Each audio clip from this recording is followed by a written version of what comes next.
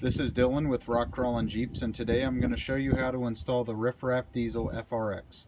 So what is the FRx? It stands for Fuel Rail Crossover, and it was designed to connect both heads together on the 7.3 power stroke and allow air a different return path instead of it being forced through the injectors. This kit eliminates air from the fuel system and will make the truck run smoother, quieter, and have better throttle response. It should also prolong the life of the injectors as well.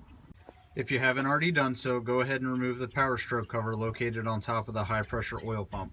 It's held on by two 13mm nuts located here and here.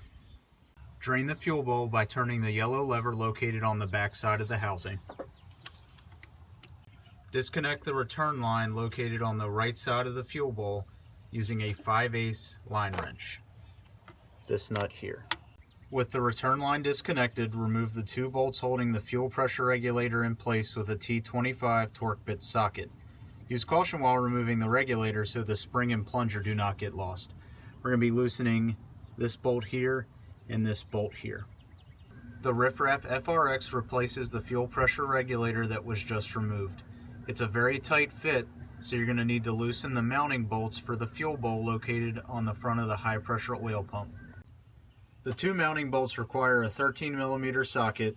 In order to gain access, push the hose coming off the water pump out of the way and disconnect this sensor wiring here.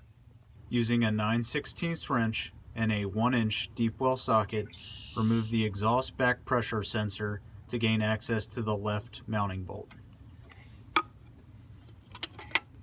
With the sensor removed, use a 13mm socket to loosen the mounting bolts for the fuel bowl. It's not necessary to remove them completely, as we need about 3/4 of an inch play to fit the FRx in place. Before installing the FRx, make sure to add the O-ring to the block and replace the fuel sleeve on the return line. Choose the spring that best suits your truck's needs. I'm using the recommended gold spring from Riffraff. However, depending on your modifications, you may need to raise or lower the fuel pressure. Using the supplied hardware and a 5/32 Allen key, bolt the Riffraff FRx in place.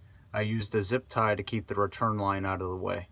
Using the 5/8 line wrench, reattach the return line to the FRx block. Using a 13mm socket, retighten the mounting bolts for the fuel bowl.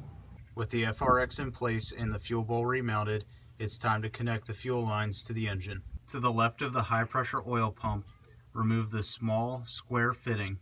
Use a 9/32 pipe plug socket or a 5/16 8-point socket. After removing the factory plug, use a 13mm wrench to tighten the supplied 1/8 MPT fitting. Use thread sealant before final installation. Using a 15mm wrench, connect the shorter of the two return lines to the fitting we just installed. Using a large flathead screwdriver, remove the air intake. Behind the turbo housing next to the up pipe is going to be the second plug you need to remove. Repeat the same steps to attach the second line to the back of the motor. On early 99 trucks, you may need to grind the up pipe to connect the fitting. Reinstall the air intake and the exhaust back pressure sensor and wiring.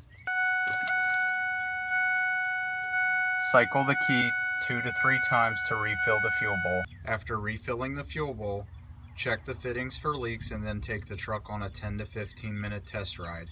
After the test ride, once again check for leaks and reinstall the power stroke cover if need be. This concludes the installation of the Riffraff Diesel FRx. Thanks for watching.